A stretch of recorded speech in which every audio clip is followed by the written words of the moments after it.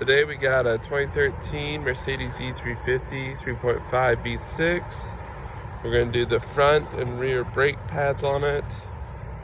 So hopefully this is a helpful video. First thing you want to do, if you're hand loosening these, break these all loose. And then you want to jack it up. There's a point on these Mercedes where the frame hits. It's about right there. You want to jack it up right on this piece. This is a 17 size, so you just put that in there, undo it, and undo all of them, take the wheel off. Next thing you want to do once the wheel is off, you want to go around the back, and right here you'll see this plastic cover. You want to take that out with a flathead like that, and then there's another one down here. Right there, foothead, and try to get it with the camera. Next thing you want to do is you want to remove this front clip. How you do that is it's hooked like this in that hole, so you need to push it that way towards the back of the vehicle and pull out at the same time. See how that hook thing is undone now? So you want to do it on the back. Once you get that clip out, you want to take your 7mm hex head Allen key, bring it back here and put it in right there. Get your socket on it. Make sure you go on loosey.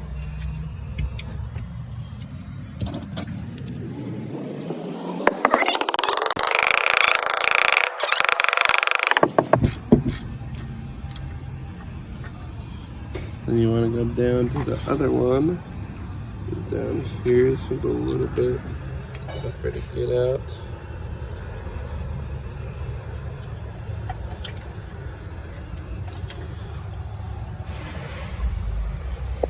Once you get those the screws all done, one's right there, one's right there. To get both those out, you can pull this out like so.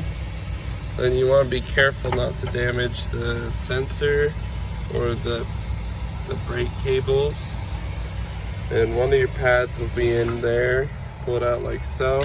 The other one is going to be locked in here. You just pull that out like that. Just pull it out of the spring like that.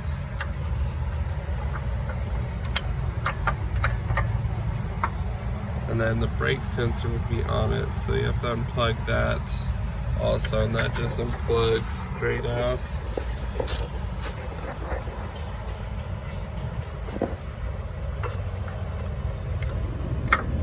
Like that. Then you can pull the pad out. And you get your new pad. You slide it in there. That one's pretty easy. The other side takes a little more force, but you get the one with the spring like that. And you pop it in like this. You can plug in your brake wear sensor right there. Oops. So you plug in your brake wear sensor like that. Sometimes these are kinky. On the other brake pad, it has the spring in the back. You bring it up here. Put this in first before you do the brake wear sensor. You can't just have to force it in.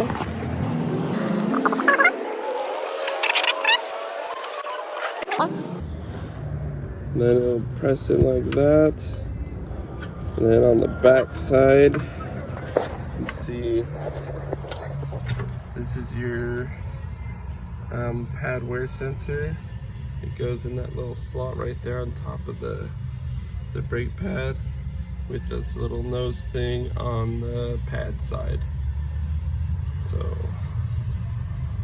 I'm gonna do this with the camera.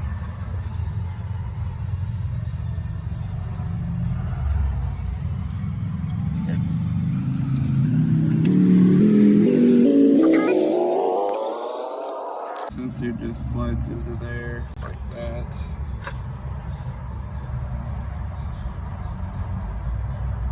There's a little hole in the pad where that needle sticks in. Once you get the brake wear sensor in, the pads in, both of them, you want to compress it. You can usually do it with by your hand in the back. It's just slow and takes a little muscle. Or you can just use a C-clamp and clamp on it and compress it. But once you've compressed it enough, you can slide this back in. You want to make sure those pins right there are in, otherwise it's not going to slide where it needs to be. So push these back out like that. So it's out like that. Make sure your bottom one's the same. Push it out like that. And then it's ready to go back in. Hi. Once those pins are back all the way, you can slide it all the way in. Should look like that.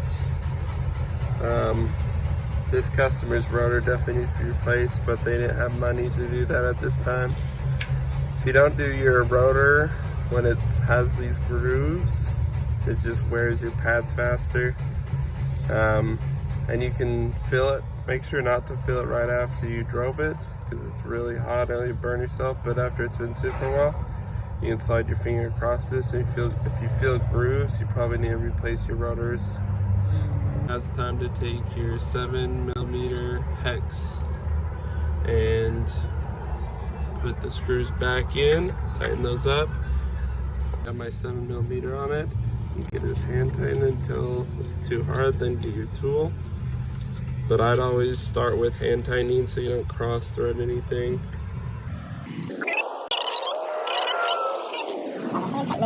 And then start hand tightening it. You should feel it go in slowly. Means it's going in right. Then once it gets kind of hard,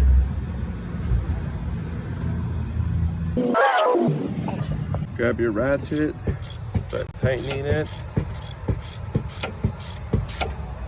That should get second hard. Tighten it pretty good. And then do it on the bottom too. For this spring thing, you want to put these tips just on the edge first, like this, like that. And then you have to just basically press against it to get in these holes. This definitely takes a few times, a few tries, so don't worry about you not getting it the first time. It's a loaded spring.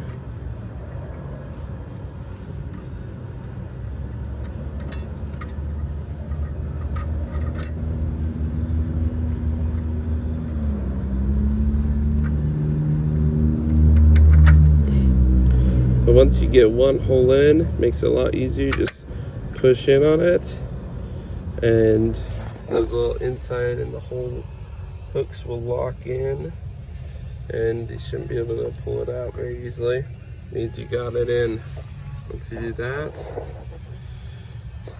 you're moving on to the tire.